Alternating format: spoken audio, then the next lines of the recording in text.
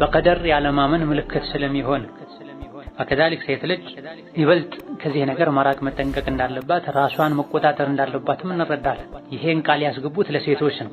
ሴቶች አብዛኛው ሴቶች ሰብር ስለሚያንሳቸው ليس من يقطع طرقا بطلا إنما من يتقي الله البطل. باب تحريم النياحة وجواز البكاء بدونها የሚል ርዕስ ያለው ሐዲስ ነው። تحريم النياحة ድምፅን ጮክ አድርጎ ማልቀስ ሙሾ ማውረድ ሐራም እንደሆነ وجواز البكاء بدونها ድምፅ ጮክ ማድረግ ትርፍ ቃል አላስፈላጊ ቃል መናገር ሳይኖርበት ሳይጨመርበት ማልቀስ ብቻውን ጃይዝ እንደሆነ የተፈቀደ እንደሆነ የሚያሳይ ሐዲስ። 17ኛው ሐዲስ عن أم عطية رضي الله عنها كأم عطية الله ملكام سراوان يوددلاتنا እንደተላለፈው قالت أم عطية قالوا أخذ علينا النبي صلى الله عليه وسلم يا الله ملكتኛ እኛን ቃል አስገቡን عند البيعة እስልምናን ስንቀበል ነቢን አለይሂ ሰላቱ ወሰላም ሁሌም ለመታዘዝ ቃል ስንገባ ተጨማሪ ቃል ካስገቡን ነገሮች አንዱ አላ ነኑሐ ሰው ሲሞት ድምፅን ጮክ አድርገን እንዳናለቅስ እንዳንጮህ ቃል አስገቡን። ፈማ ወፈት ሚና ያኔ ከኔ ጋር ሆነው ሙባያዓ ካደረጉ በነቢ እጅ እስልምናን ከተቀበሉ ሴቶች ውስጥ ፈማ ወፈት ሚና ከኛ ውስጥ ቃሏን አልሞላችም ኢምራአቱን የተኛዋም ሴት ገይረ ኸምሲ ኒስወቲን ከአምስት ሴቶች በስተቀር አሉ። ብዙ ሴቶች ከኔ ጋር ሆነው እስልምናን ተቀብለው ነበር። ያኒ ነቢ አስልሟቸው ነበር፣ ሙባያዓ አድርገው ነበር። ከመስለምም ከፍ ያለ ነው ሙባያዓ። እዛ ውስጥ ቃል ስንገባ ቃል ሲያስገቡን ሰው ሲሞት ጮክ ብለሽ ላታለቅሺ፣ ላትረብሺ፣ ላትጮሂ ብለው ቃል አስገቡን። ፈማ ወፈት ሚና ነገር ግን ከኔ ጋር ሆነው ያኔ ሙባያዓ ካረጉት ውስጥ ቃል አልሞሉም ኢምራአቱን የተኛዋም ሴት ገይረ ኸምሲ ኒስዋ ጥቂት አምስት ሴቶች እንጂ። ሙተፈቁን ዐለይህ ቡኻሪና ሙስሊም የዘገቡት ሰሒህ ሐዲስ ነው። አንያሐቱ ኒያሐ ማለት አልቡካኡ ቢሰውቲን ወዐዊል ቡካእ ማለት ነው። ኒያሐ ማለት ማልቀስ ማለት ነው። ነገር ግን ቢሰውቲን በድምፅ ወዐዊልን በጩኸት ድምፅ አውጥተው እየጮሁ ማልቀስ ኒያሐ ይባላል። ወማ ዩልሐቁ ቢዛሊከ እዚህ ውስጥ ሊካተት የሚችልም ድርጊት ኒያሐ ይባላል። ለምሳሌ ሚን ለጥሚል ኹዱዲ ጉንጭን መምታት፣ ወሸቂል ጁዩቢ ልብስን መቅደድ የልብስ አንገትን ኪስን መሰል ነገሮችን መቅደድ፣ ወሐልቂ ሸዕሪ በሐዘን ምክንያት ትዕግስት በማጣት ምክንያት ፀጉርን መላጨት መንጨት፣ ኢላ ገይሪ ዛሊክ የአላህን ውሳኔ ወዶ ያለ መቀበል ምልክት ሊሆን የሚችልን ድርጊት መፈጸም ኒያሐ ሚለው ውስጥ ይካተታል። ኢዘን በዚህ ሐዲስ ሴት ልጅ ሰው በሚሞትበት ጊዜ ድምፅ ጮክ አድርጋ ከማልቀስ ሙሾ ከማውረድ የሟቹን መልካም ጎን ያነሱ ከመግጠም ተከልክላለች። ይህ ከሌለ እዚህ ደረጃ ካልደረሰ በተፈጥሮ ሰዎች የሚያለቅሱትን አይነት ለቅሶ ማልቀስ ችግር የለውም። ሐዲሱን ያስተላለፉት ሱሐቢያ ኡሙ ዐጢያ ናቸው። ኡሙ ዐጢያ ስማቸው ኑሰይባ ቢንቱ ከዕብ ይባላል። ነሲባም እንደሚባሉ ተነግሯል። ኑሰይባ ነሲባ ተመሳሳይ፣ አንዱ ተስጊር የመዲና ሰው ናቸው። ትልቅ ሱሐቢያ ናቸው። በፊቅህ በዲን ግንዛቤ ከሚታወቁ ሱሐቦችም ተርታ የሚሰለፉ ናቸው። ከነበራቸው ግንዛቤ እውቀት፣ አስተዋይነትና አማና አንፃር የነቢ ልጅ ዘይነብ ረዲየላሁ ዐንሃ በሞተችበት ጊዜ ጀናዛዋን ያጠቁት ኡሙ ዐጢያ ናቸው። ፊቅህ ላይ የጀናዛ ስነ ስርዓት ላይ እንደሚታወቀው ጀናዛ የሚያጥብ ሰው ታማኝ መሆን አለበት፣ ያየውን መጥፎ ነገር የሚደብቅ ወከዛሊክ እውቀትና ግንዛቤ ያለው መሆን አለበት። ማንኛውም ሰው ብድግ ብሎ ጀናዛ አያጥብም። ጀናዛ አጣቢ መስፈርት አለው፣ ስርዓት አለው። ትልቁ መስፈርት እውቀትን ወከዛሊክ አማናን። ኡሙ ዐጢያ ረዲየላሁ ዐንሃ የነቢይን ልጅ ዘይነብን ረዲየላሁ ዐንሃ ካደጉ ሴቶች መሃል አንዷ ነበሩ። የተለያዩ ሐዲሶችንም ከነቢይ አስተላልፏል። ኡሙ ዐጢያ ነዋሪነታቸው መነሻቸው መዲና ሲሆን ወደ ኋላ ላይ ወደ በስራ ኢራቅ አካባቢ ሄደው ኖረዋል። እዛው ሞተዋል ረዲየላሁ ዐንሃ ወአርዳሃ። ከነቢይ ካስተላለፏቸው በርካታ ሐዲሶች መሃል በአንዱ ቃለት አኸዘ ዐለይና ነቢዩ ሰለላሁ ዐለይሂ ወሰለመ ነቢይኛ ላይ ቃልን ያዙ ቃል አስገቡን ዒንደል በይዓቲ ሙባይዓ ስናደርግ አሉ። እኛ ሴቶች ወደ እስላም ስንገባ ነቢዩ ቃል አስገቡናል። ሙባይዓ ማለት ወደ እስላም መግባት ማለት ነው፣ እስልምናን መቀበል ማለት ነው። ነገር ግን እስልምናን ሲቀበሉ የተለያዩ ነገሮችን ላለማድረግ እንደዚሁ ደግሞ አንዳንድ ግዴታ የሆኑ ነገሮችን ለማድረግ ቃል ይገቡና መጨረሻ ላይ ተጨባብጠው ይለያያሉ። ባዕ ከሚለው የተወሰደ ነው። ባዕ ማለት እጅ ክንድ ማለት ነው። የተለያዩ ነገሮችን ተነጋግረው ተስማምተው ቃሉ ውሉ ሲጠናቀቅ አንድ ወደ ሌላኛው እጁን ዘርግቶ ተጨባብጠው ይለያያሉ። በመሰረቱ ሙባይዓ የሚለው በይዕ የሚለው ከዚህ ነው የተወሰደው። ነገር ግን ነብዩ ሰለላሁ ዐለይሂ ወሰለም ወንዶችን ወደ እስላም ሲያስገቡ የተለያዩ ነገሮችን ቃል አስገብተዋቸው መጨረሻ ላይ ተጨባብጠው ይለያዩ ነበር። የሴቶች ተራ ሲደርስ ልክ እንደ ወንዶች ቃል ገብተው መጨረሻ ላይ ሊጨብጧቸው እጃቸውን ሲዘረጉ ሴቶች ነብዩ ሰለላሁ ዐለይሂ ወሰለም እኔ ሴት አልጨብጥም ያሉ ይመልሷቸው ነበር። የተኛዋንም ሴት አልጨበጡም። ባለቤቶቻቸው አይሻ ረዲየላሁ ዐንሃ ማ መሰት የዱ ረሱሊላሂ ሰለላሁ ዐለይሂ ወሰለም ኢምራአተን ላ ተሒሉ ለሁ ቀጥ ብለዋል። ነብዩ ሰለላሁ ዐለይሂ ወሰለም ለሳቸው ማትፈቀድን ሐላል ትዳር የኒካህ አጋር ያልሆነችን ልጅ ያልሆነችን ማህረም ቤተሰብ ያልሆነችን ሴት እጅ ፈጽሞ የነቢ እጅ ነክቶ አያውቅም ብለዋል። አባት ከመሆናቸው ጋር ነቢ ከመሆናቸው ጋር የተኛዋንም ሴት እድሜው የገፋም ጋር ቢሆን አልነኩም። አንዳንድ አላዋቂዎች እንደሚያደርጉት ክንዳቸውን በጨርቅ ጠቅልለውም ሸፍነውም አልሰጡም። የሰው ቀልብ ከምሰብር ብለው የሚጨብጡ አሉ። ሌሎች ደግሞ በእጅ መንካትን የተከለከለው ብለው ክንድም ይሰጡ አሉ።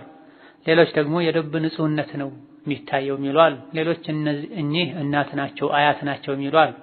ይሄ በሙሉ የሰዎች የራሳቸው ግንዛቤና ተሰሩፍ ድርጊት ነው የሚባለው። መሪያችን ነቢ ናቸው የሰላቱ ሰላም እኔ ሴት አልጨብጥም ብለዋል።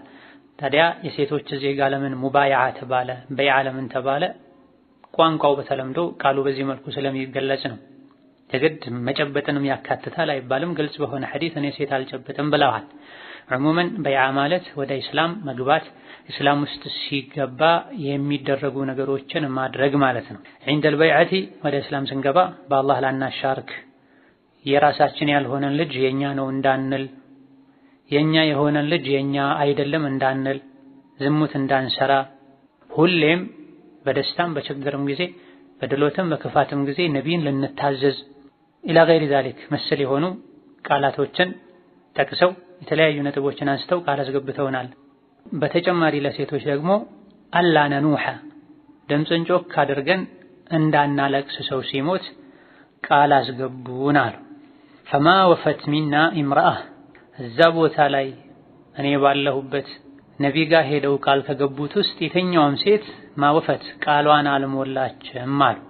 ሁሉም ሱሐቦች በዚህ ጉዳይ ላይ ቃል አልሞሉም። ያለቅሱ ድምፅን ጮክ አድርገው ያለቅሱ ነበረ ማለት አይደለም የተፈለገው። በተለያዩ አጋጣሚዎች የተለያዩ ሴቶች በቡድን ሆነው ሙባይዓ አድርገዋል።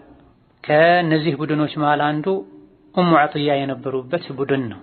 ኡሙ ዐጥያ እኔ የነበርኩበት ቡድን እኔ በነበርኩበት ቦታና ጊዜ ላይ ሙባይዓ ካረጉ ቃል ከገቡ ሴቶች ውስጥ ከ5 ሴቶች በስተቀር ሌሎች ቃላቸውን አልሞሉም ማለት እንጂ የፈለጉት ሁሉም ሱሐባ ሴቶች ቃላቸውን አልሞሉም ማለት አይደለም የተፈለገበት።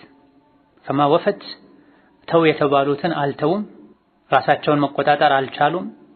ሚና ከኛ ውስጥ እኔ በነበርኩበት ሙባይዓ ካረጉት ውስጥ ኢምራአቱን የተኛዋም ሴት ገይራ 50 ኒስዋ ከ5 ሴቶች በስተቀር ቃሉን ያልሞሉት ብዙ ከመሆናቸው አንፃር ፈማ ወፈት ሚና ኢምራአ ከኛ ውስጥ የተኛዋም ሴት ቃሏን አልሞላችም አሉ። አብዛኞቹ ቃል ስላልሞሉ፣ ነገር ግን ጥቂቶች ቃላቸውን ስለሞሉ ገይራ 50 ኒስወቲን 5 ሴቶች ሲቀሩ አሉ። ከዚህም ብዙ ሴቶች በፈተና ጊዜ ሶብር ማድረግ እንደሚከብዳቸው የገቡትን ቃልም እንደማይጠብቁ ኢላ ገይሪ ዛሊክ ከሐዲሱ መረዳት ይቻላል ብለዋል የሐዲስ ሹራሖች ኢብኑ ሐጀር ሌሎችም። ነገር ግን ሁሉም ሴቶች ተመሳሳይ አይደሉም። ከሴቶች ውስጥም አስተዋይ የሆኑ ታጋሽ የሆኑ ቃላቸውን የሚሞሉ አሉ። በሁሉም ዘመን በሁሉም ቦታ በመሰረቱ ሱሐቦች ታዛዦች ናቸው፣ እሺ ባዮች ናቸው። ሌሎች ጉዳዮች ላይ ቃላቸውን ጠብቀዋል። ከኛ ውስጥ ከ5 ሴቶች በስተቀር ማወፈት ቃላቸውን አልሞሉም አልጠበቁም የተባለው ሰው ሲሞት ጮክ ብሎ የማልቀሱ ጉዳይ ላይ ነው እንጂ ሌሎች ላይ ሱሐቦች አይጠረጠሩም ሪድዋኑላሂ ዐለይሂም። አላህ የመረጣቸው አላህ የጠበቃቸው ሰዎች ናቸው። የለቅሶ ጉዳይ ላይ ግን ብዙዎች ከኡሙ ዐጥያ ጋር የነበሩት ቃላቸውን መምላት አልቻሉም። ማናቸው 5 ሴቶች ይህ ሐዲስ ላይ አልተነገረም። ነገር ግን የሲራ አዋቂዎች አንዳንድ ዘገባዎች ላይ እንደተነገረው 5 ሴቶች እነማን እንደሆኑ ተነግሯል። እነሱም ኡሙ ሱለይም የአነስ ብኑ ማሊክ የነቢ ኻድም እናት፣ ኡሙል ዓላ ወብነቱ አቡ ሰብራ እና የሙዓዝ ባለቤት ሙዓዝ ብኑ ጀበል ኡሙ ዐምር ቢንቱ ኸላድ እና ሐዲሱን ያስተላለፉት ኡሙ ዐጥያ እንደሆኑ ተነግሯል። ሌሎች የተለያዩ ሌሎች ሴቶችንም ስም አንስተዋል። ነገር ግን ኡሙ ዐጥያ ረዲየላሁ ዐንሃ ከ5 ሴቶች ውስጥ ራሳቸውን ይቆጥሩ የነበረው እስከ የውሙል ሐራ ድረስ ነው። ከየውሙል ሐራ በኋላ ኡሙ ዐጥያ ራሳቸውን ከ5ቱ ቃላቸውን ከሞሉ ሴቶች መቁጠርን እንደተዉ ተነግሯል። የውሙል ሐራ ማለት መዲና ላይ በርካታ ሱሐቦች ተከታዮቻቸው የተገደሉበት፣ መዲና ቤቶች የተዘረፉበት፣ ለ3 ቀን ገደማ ከፍተኛ ፈተና የነበረበት ቀን በባለስልጣናት ግጭት ምክንያት። በዚህ ቀን እጅግ በጣም ብዙ ሱሐቦች ከማለቃቸው፣ መዲና ውስጥ ሰላም ከመጥፋቱ አንፃር ብዙ ሴቶች ትዕግስት ማድረግ አልቻሉም። ጮኸዋል፣ አልቅሰዋል። ኡሙ ዐጥያንም ብዙ ሴቶች እሳቸው ጋር የመጡ ጎትጉተው ወትውተው እንዲያለቅሱ እንዲጮሁ አድርገዋቸዋል። ከዛ ቀን በኋላ ኡሙ ዐጥያ ከነዚህ ከ5 ቃላቸውን ከሞሉት ራሳቸውን እንዳወጡ ይቆጥሩ እንዳልነበረ ተነግሯል። ስለዚህ ጓደኛ ሊያሳስት ካሉበት ትልቅ ደረጃ ዝቅ ሊያደርግ ይችላል ማለት ነው። ነብዩ ሰለላሁ ዐለይሂ ወሰለም ሴቶች ወደ እስላም ሲገቡ ሊያከብሯቸው ከሚገቡ ነገሮች አንዱ ሰው ሲሞት ድምፅን ጮክ አድርጎ አለመጮህ፣ የሟቹን መልካም ጎን ጀብድ ያነሱ ሸዋ ለማውረድ አለማዜም አንዱ የቃል ኪዳኑ አካል ነበር። ለነብዩ የገቡትን ቃል ለአላህ የገቡትን ቃል መጠበቅ የኢማን ሙሉነት ነው፣ የጥንካሬ መገለጫ ነው። ለረጅም ጊዜ ኡሙ ዐጥያ በዚህ ቃላቸው ላይ ጸንተዋል። ማንም ይሙት ማን ድምፅ ጮክ አድርገው አያለቅሱም ነበር። ነገር ግን የውሙል ሐራ ላይ መዲና ላይ ትልቅ አደጋ ሲደርስ፣ ብዙ ሱሐቦች ሲሞቱ፣ ሰላም ሲጠፋ፣ ለ3 ቀን መዲና ላይ ሰዎች ሰላም እንዲያጡ ሲያደርጋቸው ይህን ኡሙ ዐጥያ ከዙሪያቸው የነበሩ ሴቶች አሳስተዋቸዋል። ፈለም ተዘል ቢሃ ኒሳ ሐታ ቃመት ይላል አንዳንድ ዘገባ ላይ። ኡሙ ዐጥያ ያኔም ቢሆን ሶብር አድርገው ነበር። ቦታው ላይ የነበሩ አንዳንድ ሴቶች ኡሙ ዐጥያ ተነስተው እንዲያለቅሱ እንዲጮሁ ትዕግስት ያጣ ሰው የሚያደርገውን ድርጊት እንዲያደርጉ ገፋፏቸው፣ አነሳሷቸው ይላል። በንግግር በተግባር በሁኔታ ማለት። ስለዚህ ከመጥፎ ጓደኛ ኢማን ከሌለው ትዕግስት ከሌለው ሰው መራቅ፣ ግንኙነትን መቀነስ ያስፈልጋል። ካሉበት ደረጃ እንዳያወርድ፣ ወደ ውርደት እንዳይወስድ። በዚህ ሐዲስ የተከለከለው ኒያሓ ነው፣ ድምፅን ጮክ አድርጎ ማልቀስ ነው፣ ትርፍ ቃል መናገር ነው፣ መውደቅ፣ ልብስ መቅደድ ነው እንጂ ማልቀሱ ብቻ አይደለም። ማልቀስ ተፈጥሮ ነው። ሸሪዓ የሰው ልጆችን ተፈጥሮ ሊያጠፋ ሊያስወግድ ሳይሆን ሊያስተካክል መስመር ሊያስይዝ ነው የመጣው። ጭራሽ አታልቅሱ አላለም። ነቢ አልቅሰዋል። የልጅ ልጃቸው ሲሞት አንተም ታለቅሳለህ እንዴ ሲሏቸው ይሄ ረሕመት ነው፣ የሰው ልጆች ልብ ውስጥ አላህ የፈጠረው እዝነት ነው ብለዋል።